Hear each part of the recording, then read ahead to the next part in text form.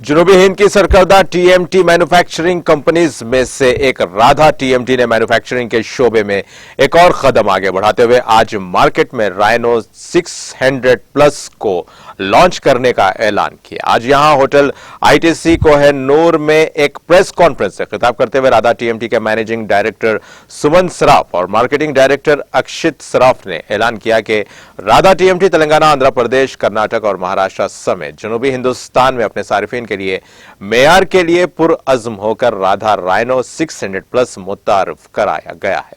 ये 25 मेयार की जांच से गुजर चुका है। ये ज़लज़ले, आग और जंग के खिलाफ आला मुज़ाहिमत खुसूसियात रखता है।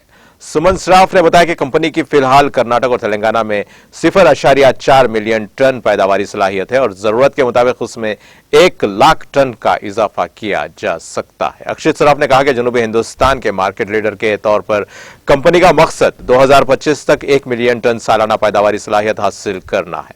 उन्होंने कहा कि कंपनी 1 साल से नई प्रोडक्ट तैयार कर रही है और अपने वादे के मुताबिक उन्होंने सारिफिन की जरूरियात को मद्देनजर रखते हुए राइनो 600 प्लस टीएमटी मुतारफ कराया है। इस मौके पर डायरेक्टर कुशल सराफ और कौमी उमूर के सरबराह सुभाष चौधरी भी मौजूद थे।